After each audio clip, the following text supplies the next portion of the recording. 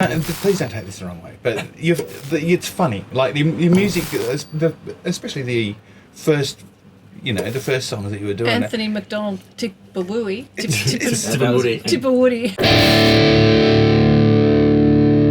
The difference between your funny stuff and other musicians that have tried to make it in the world doing funny stuff is that you've got wicked musicianship behind it. It's actual proper. It's an element of punk rock behind punky it, rock, isn't it? Yeah. Old real Oz pub rock kind of. And we were talking earlier about this kind of genre of music that's really taking shape with you guys, the Chats, Amel and the Sniffers. There seems to be a real Bad Dreams. There seems to be a real like. There's a pride. There's some kind of Aussie pride going on. Yeah, I think that that thing that you can be funny without it necessarily being a joke. Yeah. You're not a novelty. It's not like Weird Al. Yeah, totally. That's it should be fun. It should be funny. I don't know, Cosmic Psychos and all those bands that have kind of been doing that forever. And being funny doesn't mean that you aren't also putting in successful serious work or trying to be an actual band. Yeah, I think when we're writing lyrics for songs, we just sort of try and make it feel like you're having a chat at the pub or whatever sometimes, or just kind of just being real honest about the way you speak and that. And then a lot of that is you just taking the piss or having a bit of a giggle along the way. It is. It's how we talk, isn't it? Yeah. I want to talk about your love for the Stone Roses. You wear the Stone Roses t-shirt in your video clip for Anthony McDonald.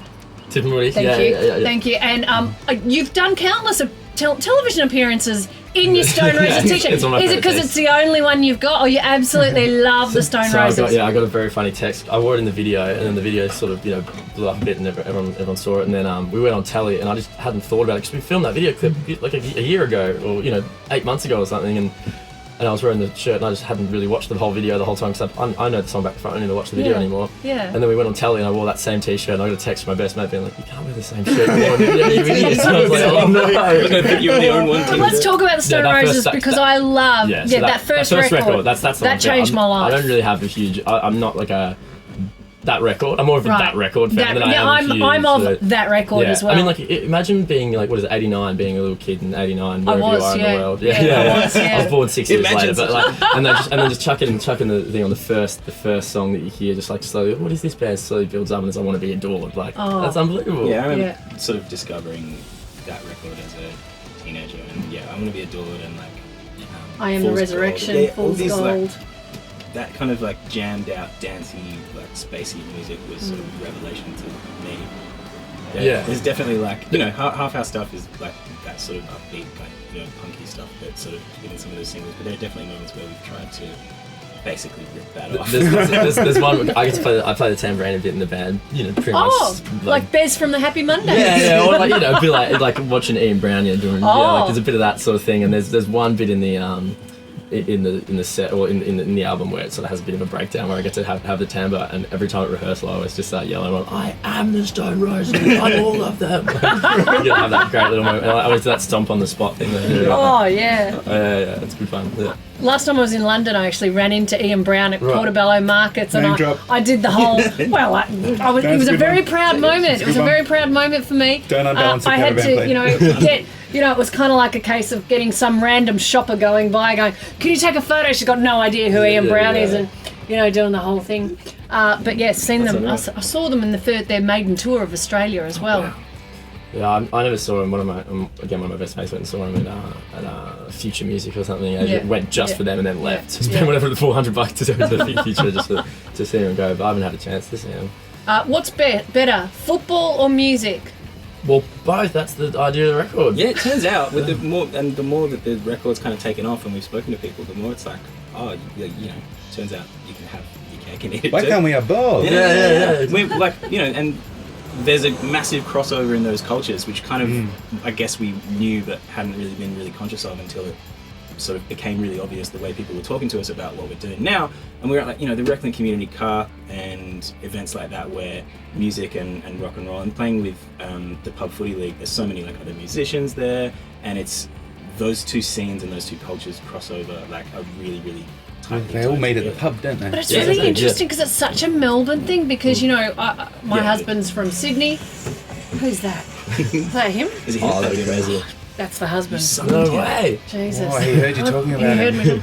But he's from Sydney and he's an NRL man. Right, yeah. Now, NRL and music, I just don't. NRL and rock and roll to me just don't go. But in Melbourne, AFL and rock and roll is such a thing. Yeah. Why do you reckon that is? I think, yeah. Because they meet at the pub. Yeah, I didn't thought about it till just then. Maybe it's, if you're at the pub, you're probably there. Well, if I'm at the pub, it's either watching the footy or just seeing a gig, really. But it's definitely like you grow up with both of it. Like, you know, everyone from anywhere and everywhere has very like intimate memories, I think, from being a child and having a particular attachment to music in some way or another. Like for us, it was like Paul Kelly when we were kids. We just knew every word to every song that Paul Kelly. Was that you two as brothers choosing to listen to that, or was that a family First, it thing? would have been our parents just playing it in the car all the time. Yeah. And I think everyone has music like that they grow up with and love into adulthood because you have like. So music's one of those things that you have that connection with as a child, and then footy, especially when you know the whole city. It seems like everyone is massively into footy as well. That. Yeah, you have really important, like, seminal memories as a child, a huge part of your, like, childhood and the things that excite you and whatever are tied in with footy. I don't know, it makes sense that those things would overlap. Were you going to the footy at a young age? Yeah, absolutely. We actually, we grew up, our first house that we lived in when we were kids is right next to West Richmond Station, which is, you can hear the sirens from the G. So I was talking to Dad the other day at the footy and I was like, I think I remember coming here like the first game, and I mentioned it, and he was like, "You were about 4 then, mate." I don't know how you remember that. It was Richmond Melbourne game. And I remember sitting right at the top. That could be your first memory. Was at the footy? Could be, yeah. So you're Richmond fans, yeah? Carlton. Yeah. Gee. Yeah. I think the writing the songs about, like, because you know we actually haven't written songs about Richo's a Richmond player. I think Don Timberley's an Essendon player. We wrote the songs about stuff that we had an emotional response to and a connection with and whatever. And, you know, I always have an emotional response to Buddy Franklin myself. Right. It's probably very hormonal, very, you know, God, that guy does things to me.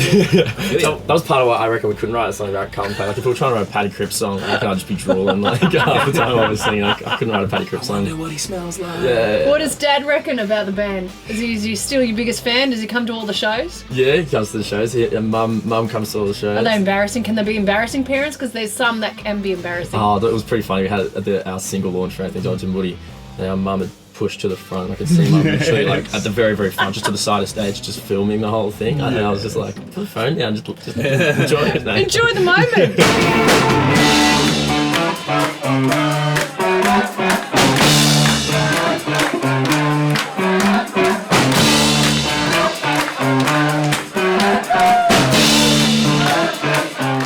We love embarrassing mum at shows. Yeah, we always say, hey, it's our mum with the curly hair, go say good day, like, buy her a drink. What's her name? Jenny. Hi, Jenny. Hi, Jenny. Hi, Jenny. Footballers who released songs in the 80s. Mark Jacko Jackson released one. I'm an Individual, You Can't Fool Me. And of course, Warwick Kappa famously He made a porno. released one called He's a I prolific Only creator. Take What's Mine. Is that Kappa? Warwick Kappa. Yeah. Because I have vague memory of that song. I need to go back and watch that. Hey. Oh, mate, brilliant. What do you reckon about it? I mean, should footy players be releasing pop songs? Yeah, what was that Melbourne player? Oh, that Russell Robertson. Russell Robertson. He shouldn't. Maybe. What was that one? Oh, he went on. Remember that celebrity show that was on like one of Channel 9, Channel 7 or something about like The Voice? Like it was celebrities that had to try and sing like duets and stuff. He went on that and then thought he was a singer. It Takes Two. It Takes Two. That's it, dude. It Takes Two. Yeah.